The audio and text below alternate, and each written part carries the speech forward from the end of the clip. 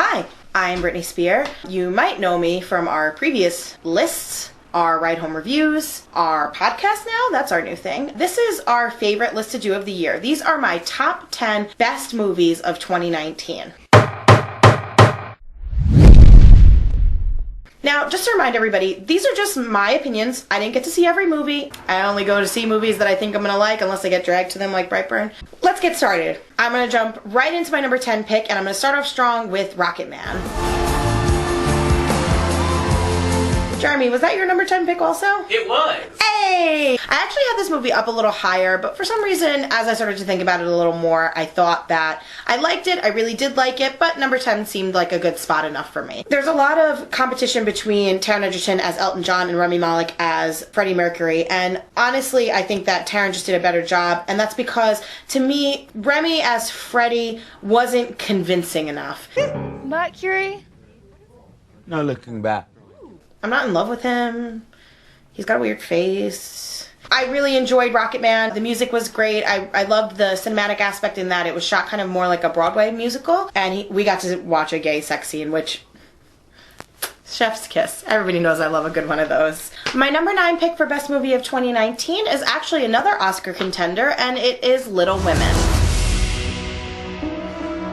I really loved Little Women when we went to see it in the theater. I had never read the book. I had never seen any of the older versions of the movie, and I was just so enthralled by it. I didn't get very emotional watching it. I'm pretty much an emotional movie goer, so if like something sad happens, I'm crying.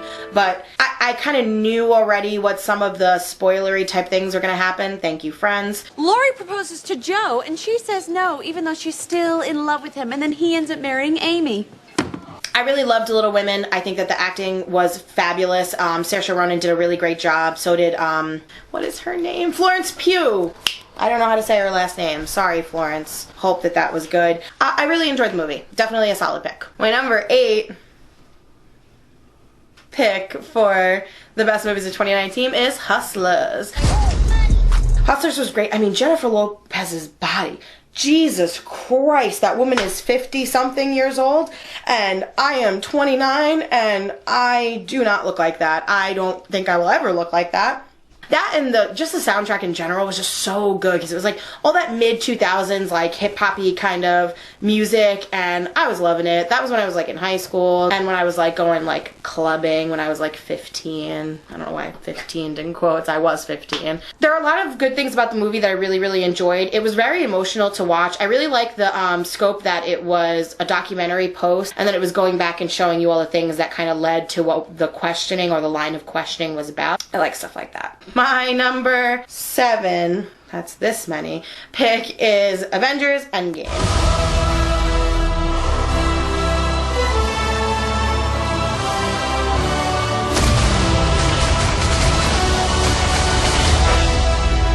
Big BFD. I loved Infinity War. It was on my best of, probably around the same spot. Endgame, man, it really killed it. I mean, the movie was long as shit, but it was great. Not like some other movies, Irishman. Endgame really utilized its time, and honestly, they could have even thrown another 20 minutes on that bitch, and I still would have watched it, and I still would have loved it. It is the highest grossing movie of all time, so I know you've seen it, and I'm not spoiling anything.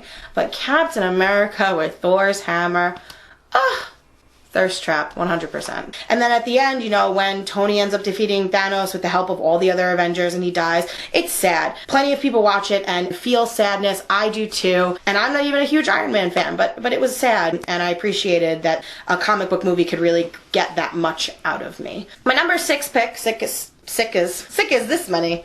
Anyway, my number 6 pick for my best of 2019 is Jojo Rabbit. I was going back and forth with Jojo Rabbit, but once we started talking about it for the Oscar noms on our podcast that we do now, I really started to kind of convince myself that this movie had a lot of really amazing elements to it, and there's just something about Jojo Rabbit that's so endearing and so timeless, if that makes sense, even though it's a period piece. That's hilarious to me because so many other places have tried to make satirical content with the Nazi regime and Hitler and things like that, and they always come off kind of tacky and tasteless. Honey, I'm home! This actually was handled really, really well. It's making fun of Nazis, if anything, and it's like, who doesn't want to make fun of some Nazis? I feel bad I don't know the kid's name. I'm sure you'll put it up here. He was incredible, as well as his little other friend, who I also don't know his name. They were both great. They reminded me of a young Simon Pegg and Nick Frost. Nick Frost, that's his name. All right, here we are, halfway through. 5 golden rings. I don't know why I did that. It's not Christmas. My number 5 pick, this is that many, is Booksmart. What a great movie. Beanie did a great job. I love her. And this movie was very, very funny, but also, like, had a great enough plot that it wasn't just relying on the fact that it was a comedy. And I can really appreciate that. There's just a lot of silly little things that happen in Barcelona in this movie that I really love and I think are all the trappings of what would be a great comedy. And I don't think that it got as much recognition as it really deserves. So go out and see Booksmart. Like, what the hell's the matter with you? Alright. Oh, it should have been my number 3. There's only 3 all rights. My number 4 was The Beach Bum. People hadn't even heard of Beach Bum, which is ridiculous to me. That movie was beautiful. How do you have a movie with no plot be so captivating? I don't get it. I think that the people who are saying this wasn't a good movie didn't actually go see it because it was very endearing and very heartfelt. It was pleasant. I don't know how else to say it. It was a good movie. My number 3, count on 1, 2, 3, is Marriage Story, which was a Netflix original. I didn't see Roma because I didn't really have a lot of faith in Netflix because I know what comes out of Netflix originals. But after watching Marriage Story, whew, that movie was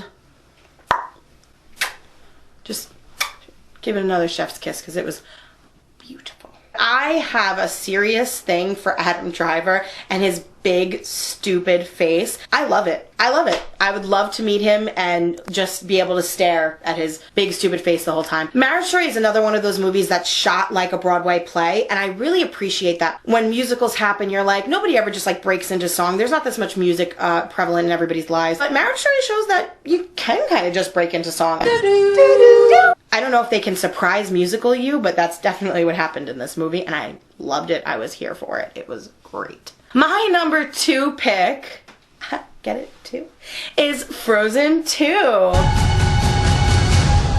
am gonna go on the record here and say, if you watched our ride home review, I complained heavily about this movie when I was done seeing it. And that's my initial reaction, which is why they say that you shouldn't put cameras on the field with football players right after they finish a game because they're not able to think clearly. And I feel the same way. I think I need to sit on it a little bit. I was wrong. My ride home review was wrong. I did say I liked the movie, but I said that the music was not as strong.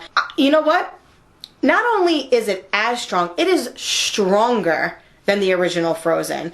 And time sitting with it, listening to it, I've grown just to appreciate it all so, so much. Into the Unknown, not the strongest song of the movie. Not even like top 3. Jonathan Groff, JG, he killed it as Kristoff. Absolutely killed it. And him singing Lost in the Woods while being lost in the woods with all these other 80s tropes. So funny. I mean, I love that Disney can do that and have their stuff be so captivating for all ages. And that, ladies and gentlemen, is why I love Disney so much. So, not every movie is going to be the best movie of the year. We see a lot of movies during the year, somewhere between like 70 and 80 movies or something like that. It's hard to get them all in there, but I do have some honorable mentions, movies that I really, really liked, but they just didn't have a spot on my list. I'm in so much trouble. What's happened? Are they out of water? But don't worry about being the next me. Be the first you.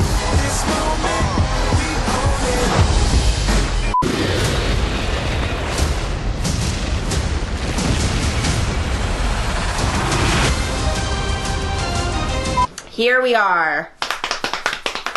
Can I get a drum roll from the peanut gallery? Again, my number 1 pick for the best movie of 2019 was Once Upon a Time in Hollywood. I adored this movie. The acting was incredible. Leo was amazing. Brad Pitt was amazing. Even Margot Robbie, who really wasn't doing much acting. I love her little face. She's so cute. Those one takes when he's in the westerns and he's trying to, you know, play his little chili pepper heart out. It did something to me. And I'm not a western fan. I'm not even an old Hollywood fan for that matter. And this movie was it for me. Once Upon a Time in Hollywood is really the kind of movie that you are very into it right from the jump. I don't like movies that take a long time for me to get into them. This one, right off the bat, I was like, ooh, I like this. What's happening here? The last 10 minutes of this movie is fucking bonkers, but it's great. And I loved every second of it. So, those are my top 10 picks plus some honorable mentions of 2019. I hope you enjoyed listening to my list. I know you're going to disagree because I always have the unpopular opinions for best movies of the year, but that's fine. I like what I like, and that's what I like. If you want to watch any of the Ride Home reviews that we did, there's going to be a list for all the movies that we mentioned here that we have Ride Home reviews for. I'm Brittany Spear. I hope you liked it. I hope you like me.